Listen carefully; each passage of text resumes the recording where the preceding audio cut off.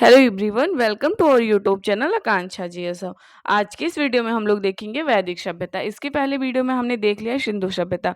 वैदिक सभ्यता देखने के बाद जैन और बौद्ध धर्म देखेंगे और हिस्ट्री का पूरा पोर्शन कवर करेंगे और स्टैटिक जीके जो 10 मार्क्स का था उसको कवर करेंगे और पॉलिटिकल साइंस देखेंगे और जियोग्राफी भी देखेंगे। तो जल्दी जल्दी कवर करते हैं। अगर आप पेट की तैयारी कर स्पेशली पेट के लिए है, लेकिन आप यूपी पुलिस या किसी भी एग्जाम की तैयारी कर रहे हो तो ये काफ़ी इंपॉर्टेंट है। तो फिर शुरू करते हैं वैदिक सभ्यता। वैदिक काल जो था वो 1500 ईसा पूर्व से 600 ईसा पूर्व माना जाता और वैदिक काल भी दो भागों में बटा था। पहला ऋग वैदिक काल जो था 1500 ईसा पूर्व से लेके 1000 ईसा पूर्व तक था। उत्तर वैदिक काल जो था 1000 से लेके 600 ईसा पूर्व था। लेकिन अगर पूरा वैदिक काल माना जाएगा तो वो 1500 से माना जाएगा 600 तक माना जाएगा। और वैदिक सभ्यता दो भागों में, ऋग वैदिक काल और उत्तर वैदिक काल। इनका काल भी याद रखिएगा, 1500 ईसा पूर्व से लेकर 1000 तक ऋग वैदिक काल और 1000 से लेकर 600 ईसा पूर्व तक उत्तर वैदिक काल। वेदों की रचना की वजह से इसका नाम वैदिक काल पड़ा है। वेद की रचना की वजह से इसका नाम वैदिक काल पड़ा है। आर्य लोगों ने वेदों की रचना की थी। आर्य जो थे वो मध्य एशिया से आए थे। और ये एक पॉइंट याद रखिएगा, दक्षिण भारत के आर्यकरण अगस्त ऋषि ने किया था। आर्य भारत में संस्कृत लेकर आए थे और उत्तर भारत का आर्यकरण जो था वो गौतम राहुगढ़ ने किया था। जब गौतम राहुगढ़ ने उत्तर भारत का आर्यकरण किया था उस समय उत्तर भारत का राजा राजा विदेह था। आर्यों का कबीला जो था वो भरत कबीला के नाम से आर्यों का कबीला था। भरत कबीला से के नाम पे ही भारत का नाम पड़ा है। और इनके प्रारंभिक जो स्थान थे उसको सप्त सैंधव कहा जाता है। तो अब देखते हैं इसको हम। वैदिक सभ्यता आर्यों द्वारा ग्रामीण सभ्यता थी।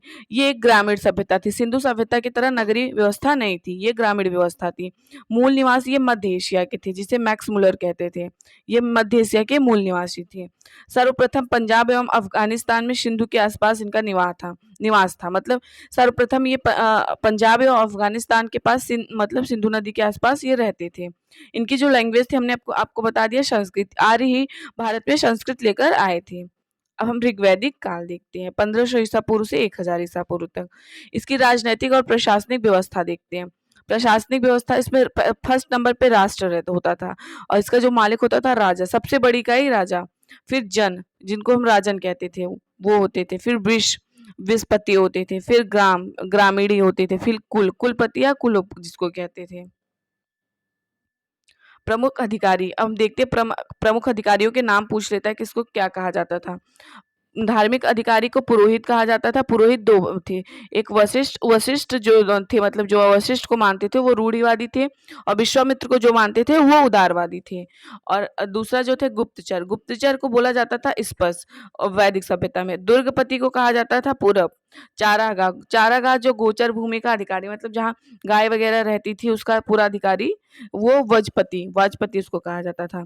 पुलिस पकड़ने वाले, इनको उग्र कहा जाता था। जैसे पुलिस या अपराधी को पकड़ने वाले, इस टाइप के जो थे उनको उग्र कहा जाता था वैदिक सभ्यता में। सूत और रथकार तथा कमादी, इनको कमादी कहा जाता था, मतलब जो बहुत वैसे टाइप के थे।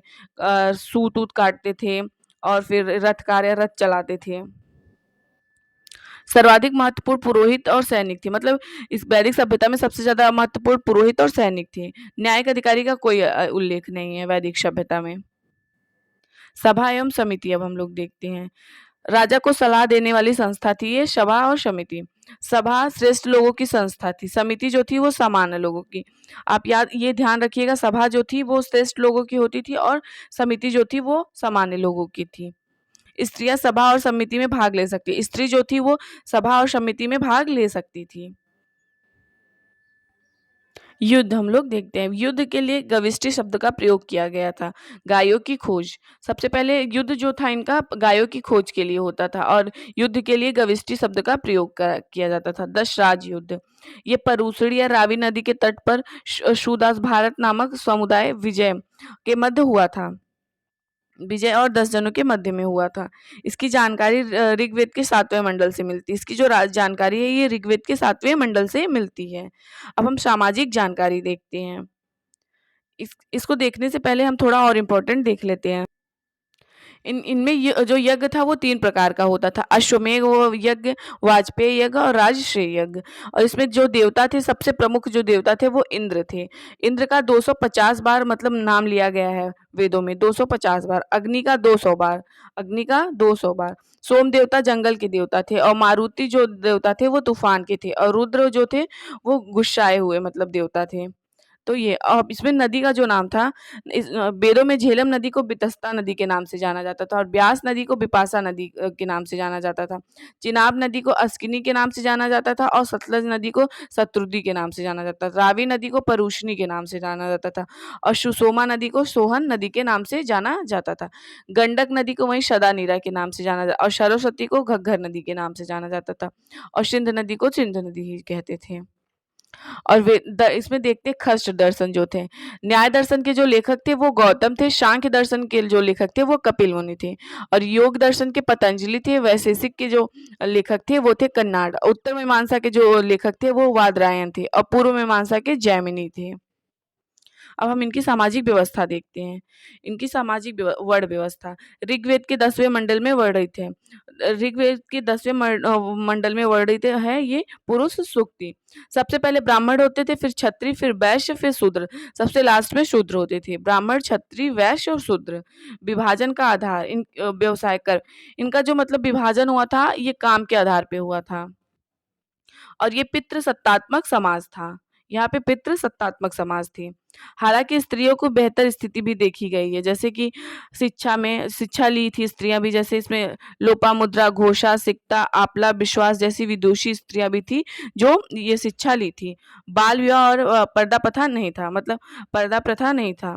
पति के साथ यज्ञ में भागीदारी लेती थी स्त्रियां। विधवा स्त्री देवर से विवाह कर सकती थी। विधवा जो स्त्री थी वो अपने देवर से शादी कर सकती थी। अमाजू अमाजू जो थी वो जीवन भर अविवाहित रहने वाली स्त्री थी वेद में। अब धर्म देखते हैं हम लोग वैदिक सभ्यता के। इसमें जो प्रिय प्रिय एकदम देवता थे वो इंद्र थे। इनका 250 बार वर्णन हुआ है ऋग्वैदिक काल में। और अग्नि जो थे मनुष्य और देवता के मध्य थे। अग्नि का 200 बार वर्णन हुआ है। और पवित्र पशु जो थे गाय, गाय को वेदों में अघन्या कहा जाता है। ये क्वेश्चन पूछता है कि गाय को क्या कहा जाता है वेदों में, तो अघन्या कहा जाता है। ये ना मारे जाने योग्य पशु, मतलब गाय को बहुत ज्यादा पवित्र माना जाता था। जहाँ मतलब सिंधु सभ्यता में लोग गाय से परिचित नहीं थे, वैदिक सभ्यता में गाय को बहुत पवित्र माना जाता था और गाय को सब लोग पूजा करते थे, मानते थे। और सबसे पवित्र नदी सरस्वती थी। वेदों में अगर सबसे पवित्र नदी पूछेगा तो सरस्वती थी। गायत्री मंत्र सावित्री नामक देवता को संबोधित है, जिसका संबंध ऋग्वेद से है। गायत्री मंत्र जो है वो सावित्री नामक देवता को संबोधित है, जिसका संबंध ऋग्वेद से है। लोगों को आर्य बनाने के लिए विश्वामित्र ने गायत्री मंत्र की रचना की थी। लोग जो थे उनको आर्य बनाने के लिए विश्वामित्र जी जो थे वो गायत्री मंत्र की रचना किए थे। अब हम लोग देखते हैं ऋग्वेदिक कालीन देवता। इंद्रदेव युद्ध का नेता एवं वर्षा का देवता। अग्नि देवता एवं मनुष्य के बीच मध्यस्थ। वरुण देवता जो थे वो पृथ्वी के सूर्य के निर्माता। समुद्र का देवता विश्व के नियामक एवं शासक। सत्य का प्रतीक और ऋतु में परिवर्तन और दिन रात का कर्ता। और घ जो थे आकाश का देवता, सबसे प्राचीन देवता यही थे। सोम जो थे वनस्पति देवता थे। उषा जो थी प्रगति एवं उत्थान देवता थी। अश्विन जो थे विपत्तियों को हराने वाले देवता। ये पूषण जो थे पशुओं के देवता थे। विष्णु जो थे विश्व के संरक्षक एवं पालन करता। मारुति जो थे वो आधी तूफान के देवता थे। अभी हमने आपको बताया है। अब हम इनकी जीवन शैली देखते हैं। ऋग्वेद ये अपने मनोरंजन के लिए संगीत, रथ दौड़ और घुड़दौड़ का इस्तेमाल करते थे। इनकी प्रिय पशु जो थी वो घोड़ा थी, घोड़ा। और मुख्य पेय मतलब सोमरस वनस्पति से निर्मित था, इसको ये लोग पीते थे। वस्त्र जो था इनका 3 प्रकार का होता था, बांश, अधिवास और उसीड़। अंदर पहनने वाले वस्त्र को नीवी कहा जाता था। जो अंदर पहनते थे ये लोग वस्त्र, उसको नीवी कहा जाता था। अब हम अन्य जानकारी देखते हैं। मुख्य व्यवसाय इनका पशुपालन फिर कृषि था। ये क्वेश्चन पूछता है कि वेदों में सबसे ज़्यादा मतलब इनका व्यवसाय क्या था महत्वपूर्ण, तो ये लोग पशुपालन और कृषि करते थे। इनकी धातु ये लोहा से परिचित हो गए थे। जहाँ सिंधु सभ्यता वाले लोग जो लोहा से नहीं परिचित थे, यहाँ ये लोहा से परिचित थे। आर्यों ने खोजी थी लोहे को। तांबा, लोहित, अयस्क, इससे भी ये लोग परिचित थे। आदान प्रदान का माध्यम भी था। वस्तु विनिमय प्रणाली मतलब होता रहता था। पड़ी मतलब व्यापार हेतु दूर दूर तक जाने वाला व्यक्ति। परिधि उसको कहते थे जो व्यापार के लिए दूर-दूर तक जाता था। वेकनाट, सूदखोरी, ब्याज पर ऋण देने वाला। वेकनाट मतलब उसको कहते थे जो ब्याज पर ऋण देता था। अब हम ऋग्वैदिक कालीन की नदियाँ देखते हैं। वैसे तो मैंने अभी आपको नदियों के बारे में बता दिया, लेकिन आप लोग एक बार और देख लीजिए। सबसे पवित्र और महत्वपूर्ण नदी सरस्वती थी। सर्वाधिक उल्लिखित नदी सिंधु, मतलब सबसे ज़्यादा सिंधु नदी का उल्लेखन हुआ है। गंगा का 1 बार उल्लेखन हुआ है, यमुना 3 बार उल्लेखित हुई हैं। बस मतलब यमुना जी का 3 बार उल्लेखन हुआ है और गंगा जी का 1 बार। अब हम लोग देखते हैं इनके नाम। कुरुम्भ नदी को कुर्रम नदी कहते हैं हम लोग आजकल, और इसका कुंभा नदी का प्राचीन नाम कुंभा है, और अभी हम लोग इसको काबुल नदी कहते हैं। वितस्ता नदी को हम लोग झेलम नदी कहते हैं। अस्किनी को हम लोग चिनाब नदी कहते हैं। परूसरणी को हम लोग रावी नदी कहते हैं। शत्रुदी को हम लोग सतलज नदी कहते हैं। बिपाशा को हम लोग ब्यास और सदा नीरा को गंडक कहते हैं। धती नदी को घग्गर नदी कहते हैं। गोमती को हम लोग गोमल नदी कहते हैं। सती को हम लोग स्वात नदी कहते हैं। ये नदी चेनाब है, ये रावी है, ये बीस है, ये सतलज है, यमुना, और ये सरस्वती, ये लूनी, ये सिंधु, ये झेलम। अब हम उत्तर वैदिक काल देखते हैं जो 1000 से 600 ईसा पूर्व तक चला था। उत्तर वैदिक काल में इंद्र के स्थान पर प्रजापति सर्वाधिक प्रिय देवता हो गए थे उत्तर वैदिक काल में।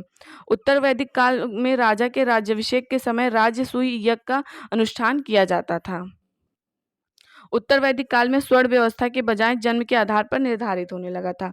जन्म के आधार पे मतलब निर्धारित होने लगा था। जैसे ऋग्वैदिक काल में मतलब उनके कर्म के आधार पे होता था, व्यवसाय के आधार पे, लेकिन इसमें उनके जन्म के आधार पर होने लगा था।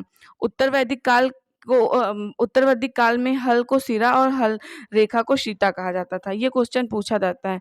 उत्तर वैदिक काल में हल को शिरा और हल रेखा को सीता कहा जाता था।